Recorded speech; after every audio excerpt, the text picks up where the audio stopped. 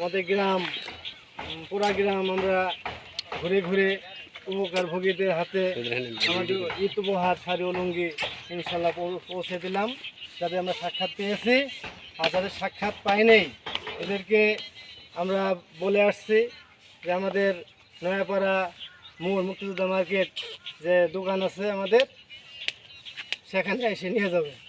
তাহলে আমরা দীর্ঘদিন পরে একসাথে হলাম, এই যে আমরা একসাথে হলাম এজন্য অনলাইনে আমরা মিটিং করছি। আমাদের কর্মসূচিটাই পরিচালিত হচ্ছে অনলাইনে, যেহেতু সবাই কর্মজীবী। আমরা দীর্ঘ 1 বছর পর একত্র হলাম। আমাদের আসলে কিন্তু এই যে এখন একত্র হওয়া মানে কি একজনের সাথে দেখা সাক্ষাৎ হলো এবং মহব্বত তৈরি হলো আমাদের। এই মহব্বতের ভিত্তি যাতে আমাদের মজবুত থাকে, তার সাথে আমাদের সংগঠনের ভিত্তি যাতে মজবুত হয়, আমরা আগের মতো হাতে হাত রেখে কাঁধে কাঁধ রেখে এককভাবে যেভাবে চলছি, ভালো কাজ হাতে নিয়ে যেভাবে সকলের সম্মতিকরণের সিদ্ধান্ত নিয়েছি সেইভাবে ভবিষ্যতে আমরা বিভিন্ন কর্মসূচি বাস্তবায়ন করতে পারি সেই আশা ব্যক্ত রাখছি। সকলকে একতাবদ্ধ থাকার জন্য আমি আহ্বান জানাচ্ছি। আর আমাদের কর্মসূচিটা কিন্তু তৃতীয় কর্মসূচি বলা চলে, কারণ গত ঈদে আমরা 33 জনকে এই শাড়ি লুঙ্গি বিতরণ করছি, এবার 43 জনকে শাড়ি লুঙ্গি বিতরণ করলাম। আবার এই যে আমাদের পিছনে নয়াপাড়া বাইতুল মোকাররম মসজিদ ছাদের ঢালাই কাজ সম্পূর্ণ হইল গতকাল, আজকে চলতেছে।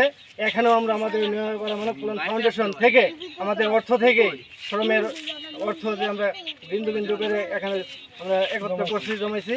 এখান থেকে 10 ব্যাগ সিমেন্ট আল্লাহ রহম আল্লাহ ঘর মসজিদের নির্মাণে আমরা এখানে দিতে পারছি।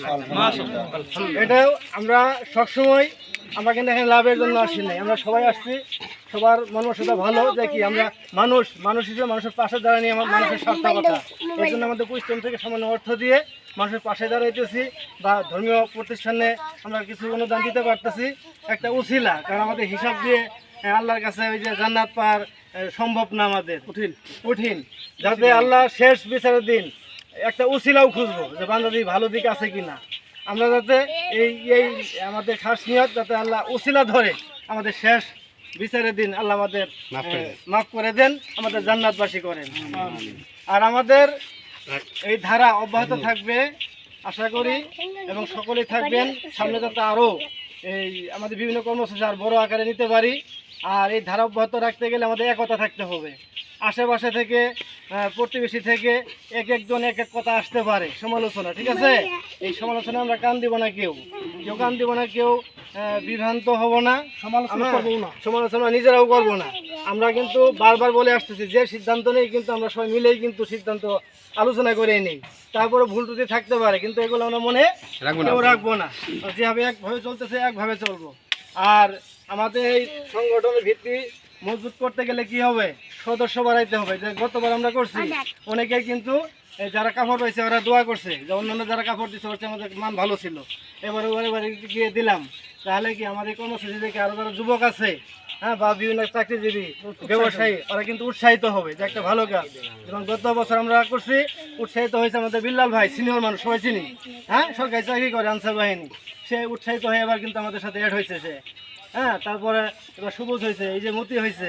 তাহলে এরকম আমাদের কাজ দেখে যাতে ভালো মানুষ, ভালো সদস্য যারা যুবক ইয়াং আছে, ভালো মানুষের সাথে এরা যাতে অ্যাড হয়, আমাদের সংগঠনের শক্তি যাতে আরও মজবুত হয়, এদিকে আমরা খেয়াল রাখবো। হ্যাঁ, আমরা প্রচার করবো, আলোচনা করবো। যাদের পাশাপাশি বন্ধু বান্ধব আত্মীয় স্বজন আছে, ভালো মনের লোক দেখলেই আপনারা আলোচনা করবেন, দাওয়াত দিবেন আমাদের কাজে অংশগ্রহণ করার জন্য, এরা বলবেন। আর সবাইকে বারবার বলি যে আমাদের নিজের অর্থ আমাদের কিন্তু সামর্থ্য নেই এককভাবে কিছু করা। এই জন্য আমরা একত্র হয়েছি যাতে সম্মিলিতভাবে আমরা কিছু করতে পারি। আমাদের এই ধারা, এই হাতটা যাতে আমাদের সবসময় মজবুত থাকে, সবসময় শক্ত হাতে আমরা একজন আরেকজন হাত ধরে থাকবো। কখনো বাইরে কথা কান দিয়ে আমরা হাত ছেড়ে দিব না, ঠিক আছে? এটা এই আশাবাদ ব্যক্ত রাখি, এবং সকলের সুস্থ জীবন এবং নিরাপদ, যে আসছেন ছুটিতে আবার কোনো স্থলে চলে যাবেন, সুন্দরভাবে উদযাপন করেন, পরিবার সুখে শান্তিতে থাক, এই দোয়া কামনা করি। দোয়া কামনা করে আমার কথা এখানে শেষ করছি। আর আজকের কার্যক্রম এখানেই মুলতবি ঘোষণা করছি। সবাইকে ধন্যবাদ। দাঁড়াও, যাবেন না, এটা বাদ দাও।